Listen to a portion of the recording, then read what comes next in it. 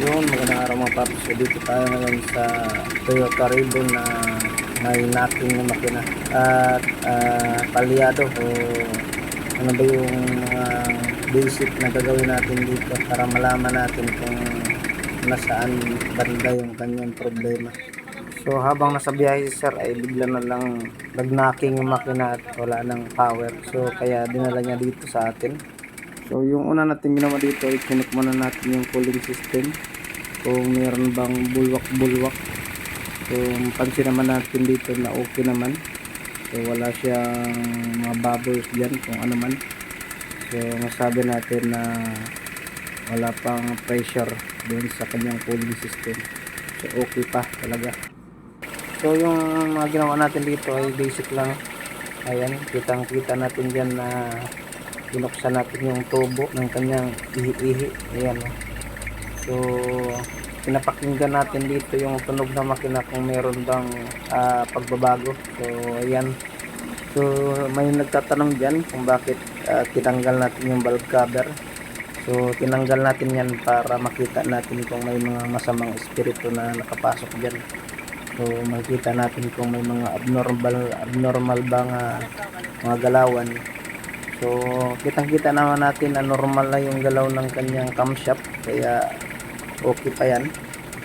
So itong ginagawa natin ay tinitesting lang natin yung mga dito sa labas na mga parts na pwedeng maging dahilan ng fuel knocking or engine knocking. So tulad nga nitong kanyang injector. So base naman sa ating ginagawa ay mukhang okay naman. Pero yung gagawin natin dito ay double check pa rin natin yan yung mga injector niya at ititesting natin dito sa labas para sure talaga tayo na okay ang mga injector. So yung history pala nito ay may mga overheating na nangyayari sa kanyang sasakyan, kaya malamang sa malamang ay alam niyo na. So yung susunod naman natin gagawin ngayon ay tatanggalin natin yung apat na mga injectors para matesting natin sa tester natin, alaman natin kung okay pa yung spray pattern ng mga injector at hindi pa malaki yung buga. Pag malaki yung buga ay pwede talaga yung mag-cause ng fuel knocking. Para makasigurado tayo na okay talaga yung injector, ayan, tinanggal na natin yung apat at ititesting na natin dito sa ating fuel injector tester. Ganito lang kadali yung pag-testing yan. Ibumbahin nyo lang at pag may nakita kayo dyan na sumirit-sirit, ayan. So yung ganyang spray pattern ay ibig sabihin yan ay okay na okay pa talaga yung injector natin. Dahil okay naman yung injector natin at yung injection pump natin, so wala na tayong ibang choice kundi buksan na talaga yung makina.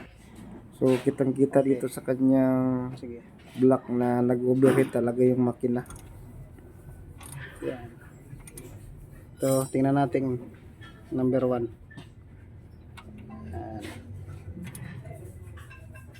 Yan, kita niyo dito.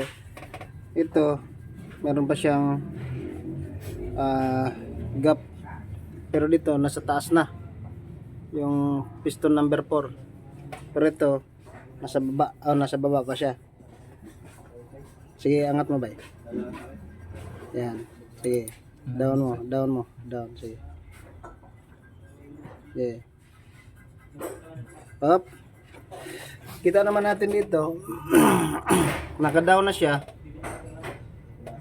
Tapos ito naman, nakaangat pa. Ayan o. Ayan. So, nasa baba pa. Pero pag tinulak natin, ayan o, may tunog. So, nandyan yung problema. So titingnan natin yung kanyang bearing. It's either Conrad bearing, baka may tama. Yung bearing niya wala na, may kalug na. Okay, so no choice tayo, baba natin yung oil pan para makita natin. Pero before nyo tanggalin, papakita mo natin sa may-ari.